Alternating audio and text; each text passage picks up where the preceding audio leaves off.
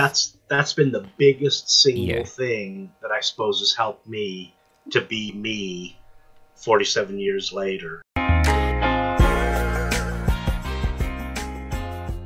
Hey everyone, and welcome to the Talking Type 1 podcast, where I'll be bringing you interviews from members of the diabetes community, as well as sharing my own personal journey and thoughts about what life is like living with type 1 diabetes. Each podcast will share personal stories that will be open, unique, honest, and empower both you and me. They will show us that diabetes can't and will not stop us from achieving our goals in life. Living with type 1 diabetes can be lonely at times, but the Talking Type 1 podcast is here to remind you and me that we are never alone. So make sure you have a pen and paper or your notes app open to make notes and your key takeaways from today's podcast. And I'm your host, Daniel Newman.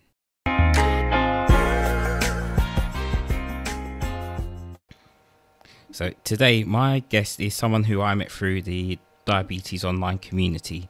He's always on hand to give advice and support when needed, which I've personally benefited from, as well as sharing his own personal story of living with type 1 diabetes, having reached level 47.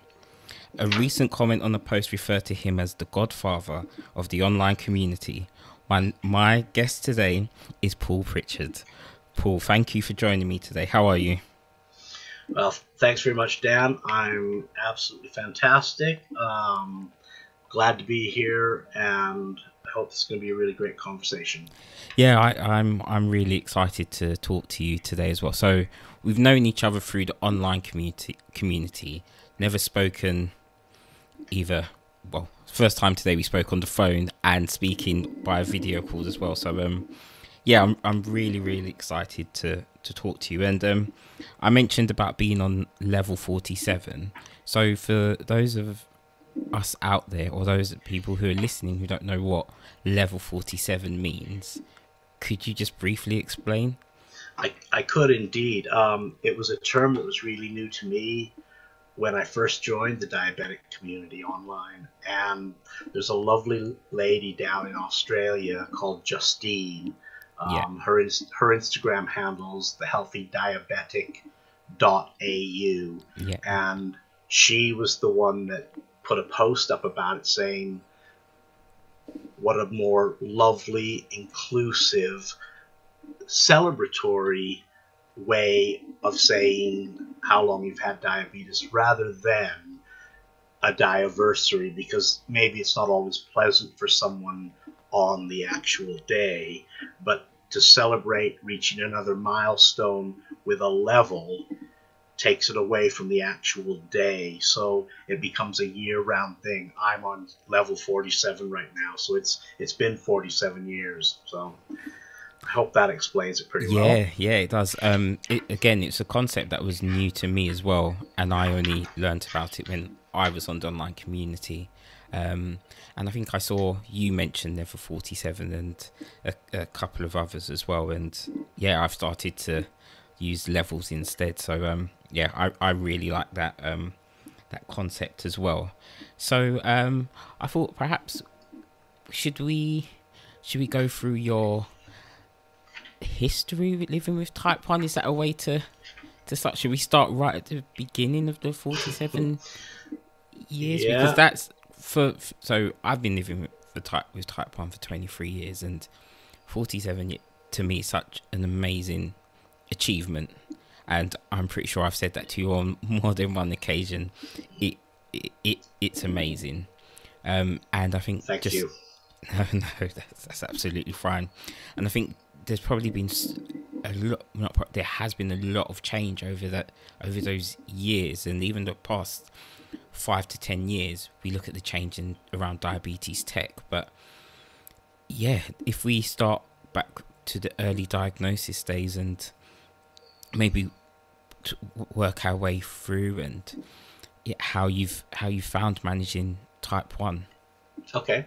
I'll do a little quick rundown on my actual diagnosis, if that's okay. Absolutely fine. Growing up, I don't suppose we didn't have a lot of money. My dad worked, and my mother stayed at home with us until we were all in school. So for the first 10, 11 years of my life, my mother was always at home. And then when she went to work, all great. And we started being able to afford more things. So when I was 14, we planned a holiday to Disneyland in California in the August. And I don't remember feeling ill. I do remember leading up to the holiday that I was drinking a lot. I mean, loads and loads. And so off we go on this holiday, and pretty much about the only things I can really remember is that I must have visited every toilet in Disneyland multiple times. And this was a killer too, because my dad, he basically lost his cool with me one day because we were going on an animal safari trek where you went in your car. And so he said to me, "You make sure you go to the toilet before we get in this car," which I did. Well, 15 minutes into the trek, and guess who was just about to wet his pants again.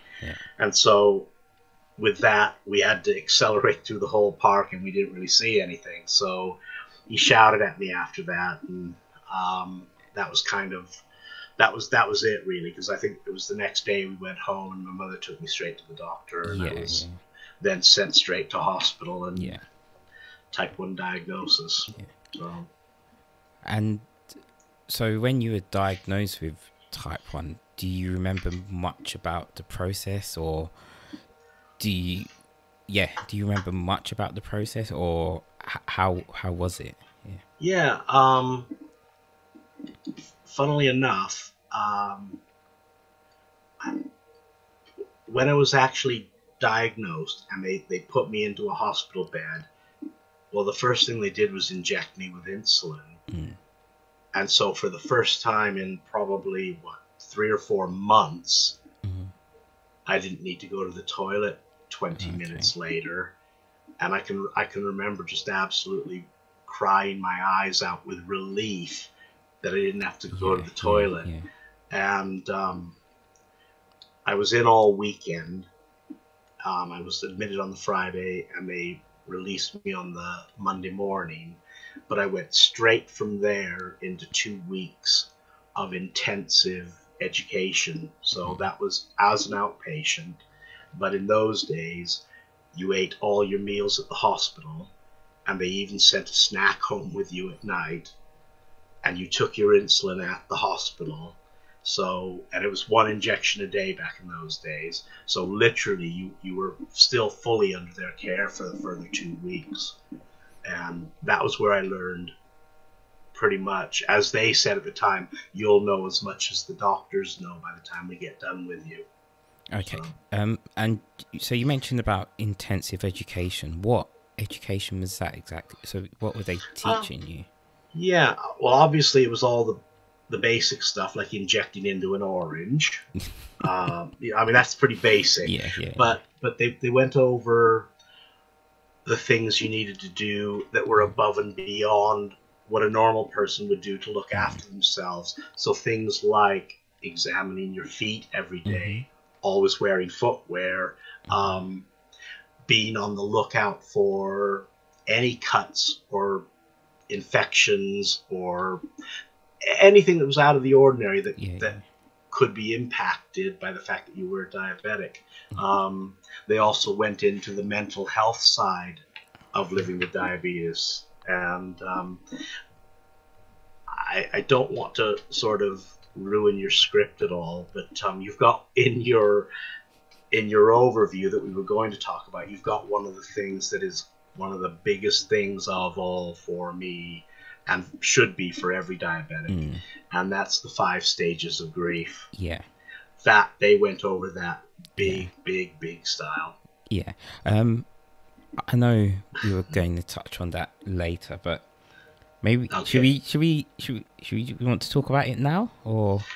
Well, because, if you don't mind, like I don't mind, because that's been the biggest single thing that I suppose has helped me to be me 47 years later.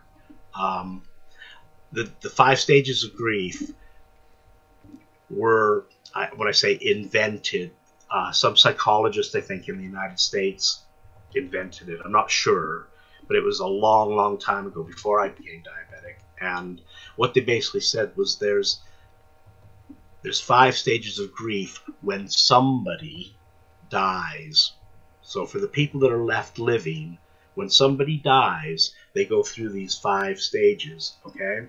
And what they likened it to was, when you're diagnosed with type 1 diabetes, part of you has died. And so understanding that you have to grieve for that loss of you is critical in managing your diabetes long term. Mm-hmm. Okay? Yeah. Yeah. The thing is, when you live with a chronic illness, it doesn't go away. It doesn't take a holiday. It's there all the time, 24 hours a day, 7 days a week. And so you will revisit these stages as well over time. It won't be just once you figure it all out. Oh, mm-hmm. I'm not grieving anymore. It literally, it comes over you in cycles, and the sooner you learn when you're in the middle of one of the stages, and they don't go in necessarily in any order, but the sooner you recognize that you are in one of those stages, the sooner you can take the steps to understand with it, deal with it, and get yourself back to a mental state of mind that's known as acceptance, where you actually accept your disease. Yeah. So this is something that I actually plan to do a future podcast episode about, because it's something that came across my mind. I just thinking about the 5 stages of grief and how it linked to living with type 1 diabetes. And just in case you aren't aware of what the 5 stages are, so it's denial, anger, bargaining, depression, and acceptance. And the psychiatrist who actually founded the stages was Elizabeth Kubler-Ross. So I know the name because I have. You've done the homework. I've been doing my research in preparation for the future episode. But as you quite rightly say, there's not a linear move between each of the stages. You can get to acceptance, but then go back to another stage and then back to acceptance. And I've even found that maybe with myself at times, I could be at acceptance, but there's still times when I feel angry about having type 1, or have feelings of denial about having type 1 diabetes as well. So it's quite interesting that you said that.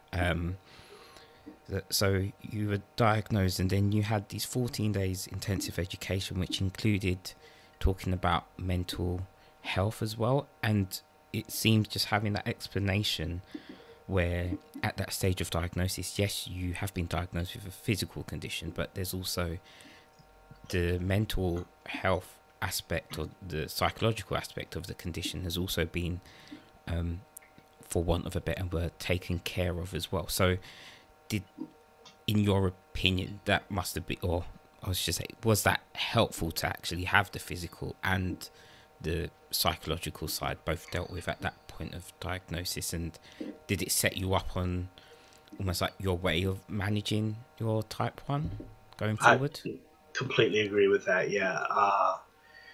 It was looking back. I mean, because obviously this is looking back. At the time, I didn't know that. Yeah. But when I look back, it has completely been the single biggest thing that has allowed me to live fairly successfully in terms of looking after myself.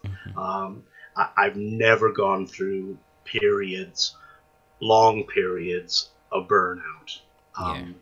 I've had times where I get fed up of it to the back teeth for a few days, but I've not, like some people who unfortunately get into long periods of burnout where they really don't look after themselves. So if this podcast even helps someone to switch on to the idea of, oh, hang on, there's something that could help me, then that would be fantastic. Yeah, oh, no, I definitely agree with that. And just out of interest, where were you diagnosed? So I'll do a quick brief rundown. I'm actually Canadian, born in Victoria, British Columbia, and my parents moved to Seattle, Washington in the mid-1960s. So it was actually in Seattle, Washington, at the Virginia Mason Clinic that I was diagnosed. And so at that time, was it common practice amongst people with type 1 being diagnosed to have the mental health aspect of the condition explained to them as well? Or do you think that was just limited to the hospital that you were at? I think it was limited. The hospital I was diagnosed at was a teaching hospital. Okay. So I think they were like quite renowned in the whole region. Yeah. Okay, cool. And then moving on through the years, where does this journey now take us? So after diagnosis and managing life. Well, this is something that I've spoken about in some of my posts, funnily enough. And in my early days, I got to give a huge shout out to my mother. She was super mom. I mean, absolutely super mom. I can't even think of all that she did for me, because basically back in those days, the whole regimen was really, really fixed, because you took one injection at the same time every day. And so it was, for me, up at 7 o'clock, test my urine, take my injection, eat my breakfast every day between 7 and 7:30. And that was 7 days a week. For years I did that. And my mother cooked my breakfast every day, and it was the same breakfast every day. So when I think about it, you know, she was doing that every day, even though she was going to work. And if I didn't wake up properly in the morning because I was having a hypo, you know, it just astounds me all that she did for me. When I moved out away from home and was in relationships with other young ladies, I'd say that's when I actually really started having to look after myself. And because I'd had such a good start with my mother, I continued to do the same. It was like that, I'd say, for the first 12 years. I was on one injection a day for 12 years. And as far as I know, because we didn't have any testing available to us really back then, it was just, you thought you were doing okay because you didn't really know any better. So when did you, so around 12 years, you're on one injection a day. So what was your regime after that? Did you then move to, was it 2 injections a day? 2 injections a day. And what changes did you notice, if any, when you moved from the 1 injection to the 2 injections a day? And maybe a tiny bit more flexibility, because what you were taking was different insulins then. You did maybe get, you didn't have to eat exactly at 7:30 in the morning, 12 noon, and 5. You still had to pretty much do that, but if you varied that evening injection an hour later, you could eat your dinner an hour later, that kind of a thing. But as we still didn't have any blood testing, regime-wise, it was still fairly rigid, really. And so when did you ever do your first blood test? When did that come in? No, that's a great question. My mind's a bit foggy on that. Roughly, then. Well, I can remember when I moved to the UK, it was 1988. Yeah. And I can remember speaking with my mother on the phone maybe about 1990, and her saying to me, "Oh, they've just started introducing these blood testing kits. Would you like me to send you one?" I says, no, don't worry about it. I'll ask my doctor. So I have a funny feeling it might have been 90, 91 maybe that I first started doing blood testing. And then was that almost like a game changer for you, having this extra information about what you needed to do with managing your levels? Or no, not at all. In a funny sort of way, I hope this isn't too much of a hit on the old NHS, but basically you just got handed the kit. There wasn't actually any real explanation or even like education in terms of how often they might like you to test. It was just handed to you. So I suppose my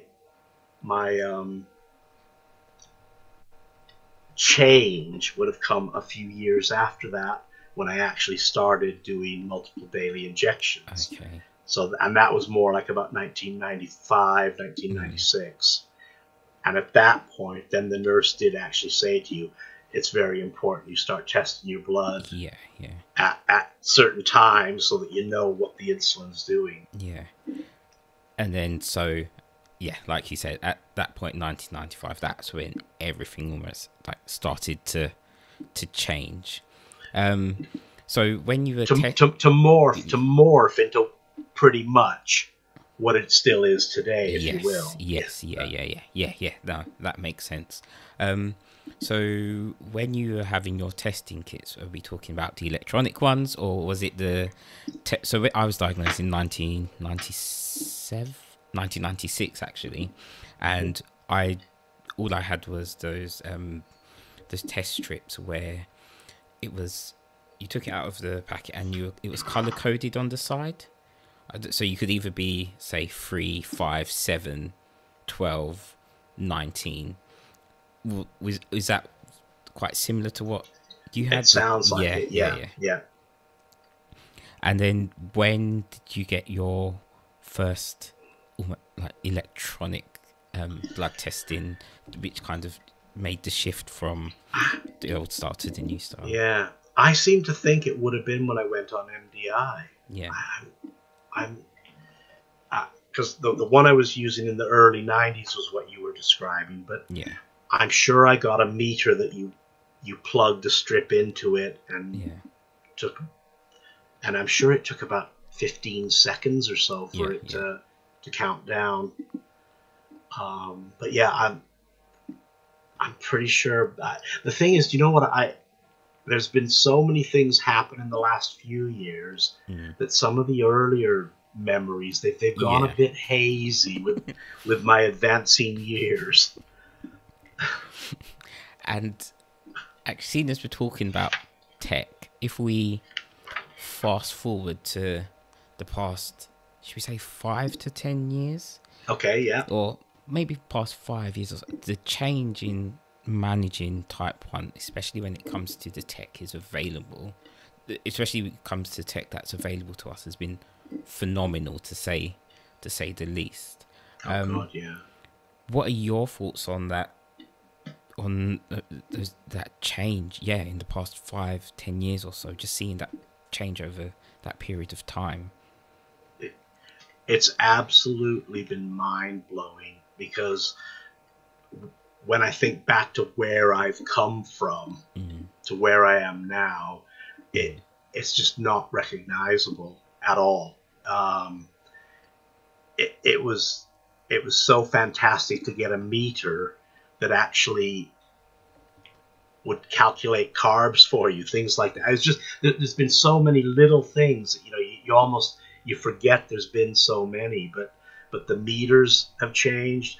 Testing ketones, that's new. Even HbA1c testing kits. Well,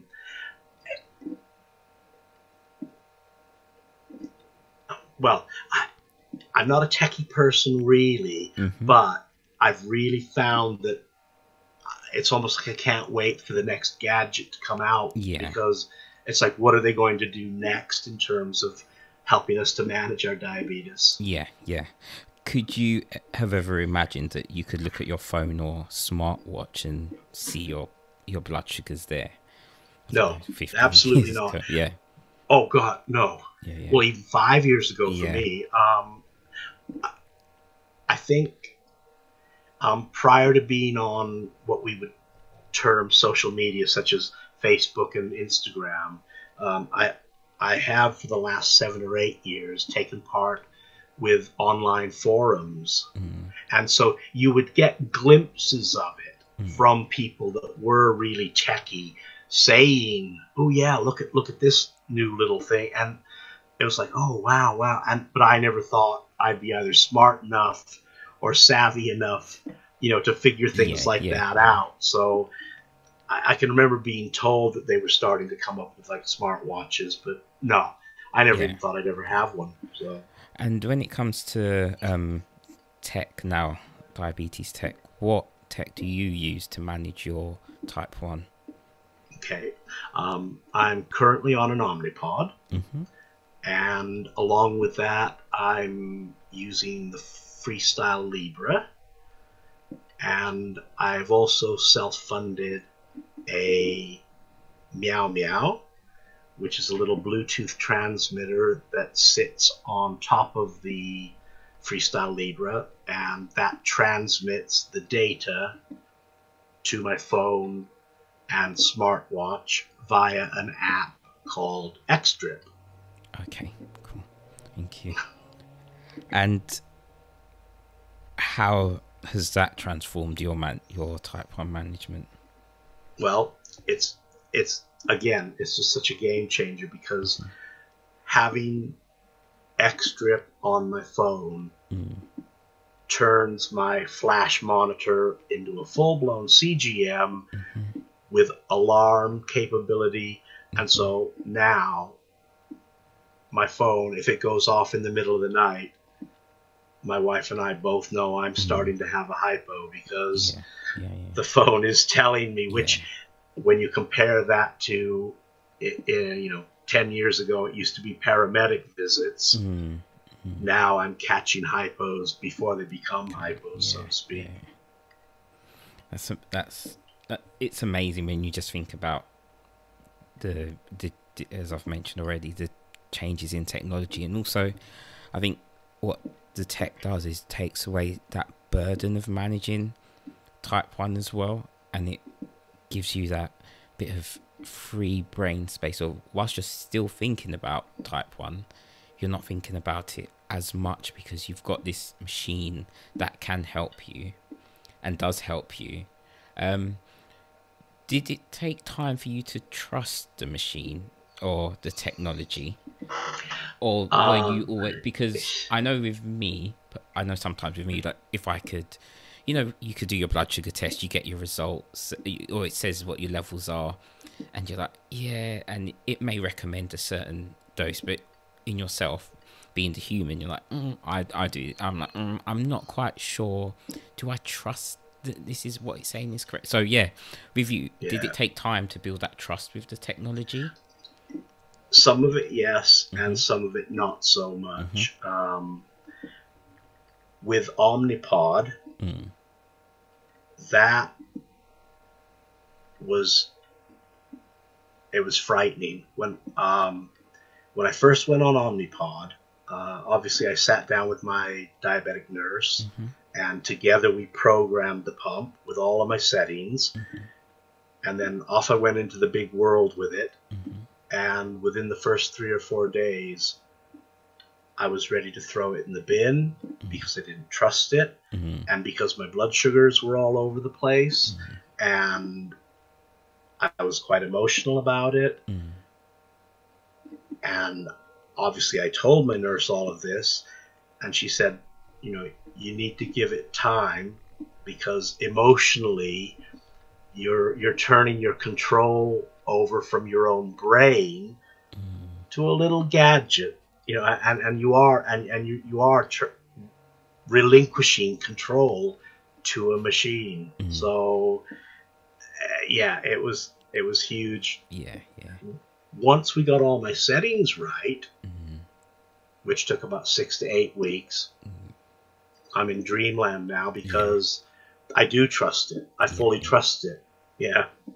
Yeah, yeah. No, that makes sense. I think that, yeah, when you first move over to an insulin pump, I know I was really excited. And I thought, it's going to change everything. It's going to be amazing. And it does, but it takes time you have to put in that work to get to a point where it's working for you. It's not as instant, and you do have to build that trust with them. About your DSN there, who gave you some great advice in terms of trusting the technology, because you're handing everything over.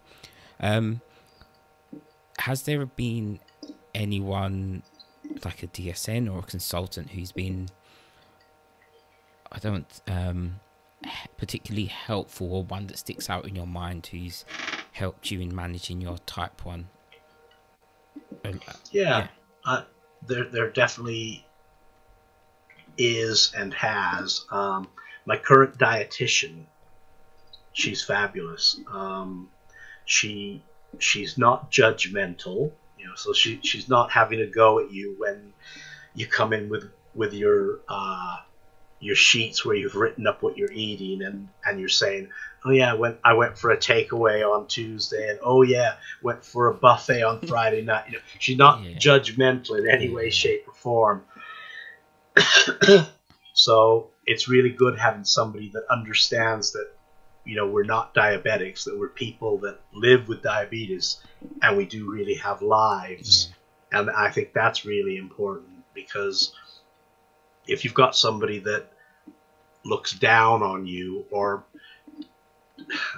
is not kind with you when reviewing you, then it can be a real, negative influence. Yeah. So she's very much a positive influence. And you just touched on when you have the opposite to that, about somebody looking down on you, and actually when you go and see your consultant, your nurse, your dietitian, you're going there you want to work together to be able to help you and look for solutions.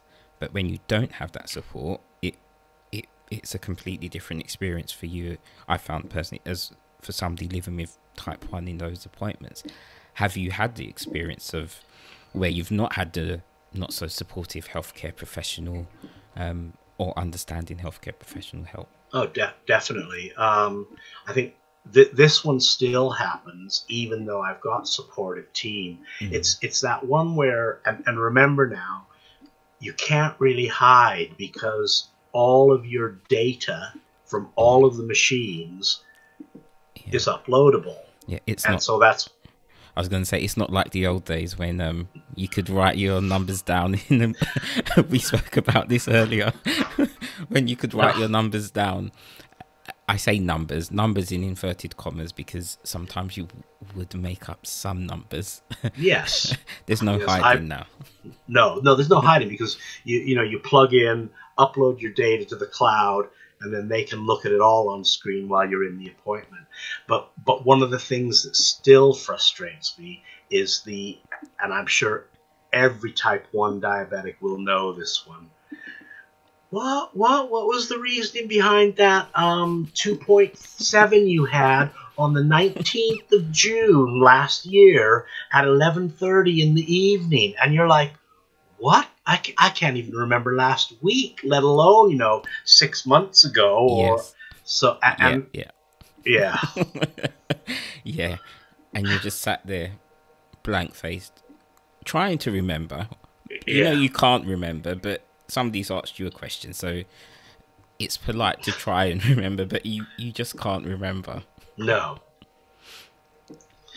So and I guess, so has there been anyone else who's inspired you in terms of you've seen somebody living with type 1, or just been people in your life who've helped you? I know you spoke about your mum earlier, so yeah. Well, I'd have to say that for the last 31 years, my wife has been an absolute rock. she's always there for me. I mean, she's there for me to the point of imagine you're stood in a queue anywhere, and I'm starting to go hypo. She's the one taking that carton of orange juice to the front of the queue, saying, "Excuse me, my husband's diabetic. I'm going in front of everybody and getting that kind of a thing." So, she's been a huge support there. Definitely, since I've joined the online community, so Instagram mainly, that's been the biggest single mental health support for me in my entire 47 years, because you're not alone. There's other people going through what you're going through, and that they're there for you if you need. You just send a message out or post something on a story, and boom, all the people flood in with replies of support, and it's fantastic. Yeah, I would definitely agree with that, particularly around the community. But also, I would probably speak for most of the community and say that when you do have a question, that you are there, and you usually are one to help the community with their wherever you need words of advice or support. You're never too far away to help the community, and you've definitely helped me and inspired me along the way with some stuff that I've done, which I wouldn't have done having not spoken to you. So definitely thank you for that as well. Oh, you're welcome. We're Dia family. Yes, yeah, definitely. And what advice would you give to anyone who's maybe been recently diagnosed or could be struggling with managing their type 1 at this moment in time, or feels they're struggling? Okay. I'll separate it into two. So anyone recently diagnosed, I would say that the single most important thing you can do is to be kind to yourself. All of us, whether we're diabetic or not, we all have hard enough lives, just getting on with getting up every day, going to work, managing relationships, our social life, whether we're in education still or in full-time employment or part-time employment or don't have a job. All of us have lives. So throw in the diabetes on top of that, and it's pretty easy to not be kind to yourself if you get a new diagnosis. So I would say that's the most important thing. Take time for yourself. Put yourself first. And like I said, that's something that I don't think, I know I don't do it a lot, but being a seasoned veteran, I suppose I can put the diabetes a bit on the back burner while the rest of life's going on. But new diagnosis, definitely put yourself first. Be kind to yourself. Don't let other people, take charge of you. You take charge of you and do the best you can for yourself. And then if you're struggling,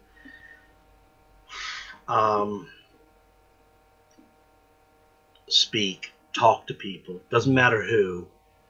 Either a partner, a sibling, a good friend, mother or father, a cousin, online community, your healthcare professional. Speak to somebody.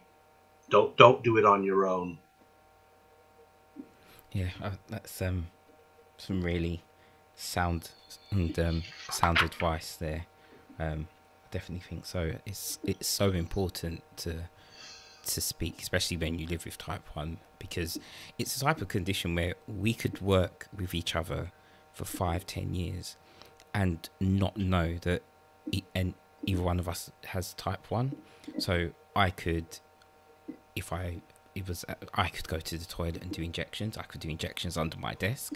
I could go somewhere where you would never see me do an injection. Be like, oh, Daniel's drinking a carton of orange juice. I'm treating the hypo. But for you, it's just like, oh, he's just drinking orange juice. Whereas, yeah, it's the weird condition that it can be so public but then be so private at the same time in how you manage it. But speaking about it does make a huge difference, and you're able to get that support and help. And I know we've mentioned it already, but particularly the online community, just speaking to people who just get it and understand that you having a bad day, particularly when it comes round to your levels, it's and your reaction to that is valid, because it's how you're feeling, and it's not something that you can easily just brush off. Does that make sense? Of course, completely. Yeah. You've just touched on something that I'm very guilty of, and that is, for so many years, I did hide my diabetes away, and toilets were where I did all my injections when I was out. So, please, if you're struggling with that kind of thing, try not to, because there's no shame in being a type 1 diabetic. Yeah, you and me both, for many years, particularly going through like my school years, into university as well, I would never talk about type 1. It would be injections under the desk, going to the toilet to do my injections. And it's only in the past, I'd say probably 5, maybe 10 years, I've started to talk about it more. But again, in the most recent years, I've become much more vocal, and actually that's been helpful for me as an individual to actually talk about it, to actually talk about my type 1, and also feel empowered to own it. And I think that could even link back to what we were talking about with the 5 stages of grief, because it helps to get you through to that acceptance stage when you can finally accept it and actually talk about it. Is that completely. Total agreement. You speak it much better than I do. I've been practicing that, so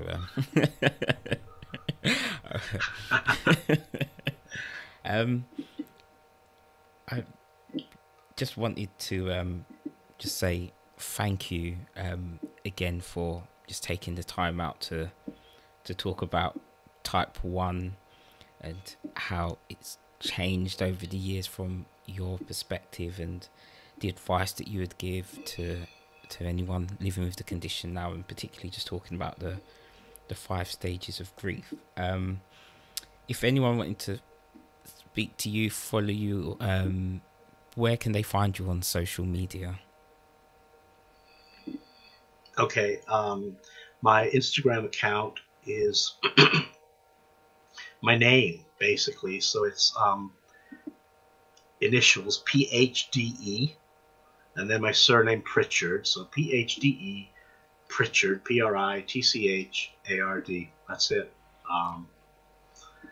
No, there's nothing that indicates I'm diabetic. It's because I had no idea what I was doing when I set my Instagram up, and it just basically copies my email address. So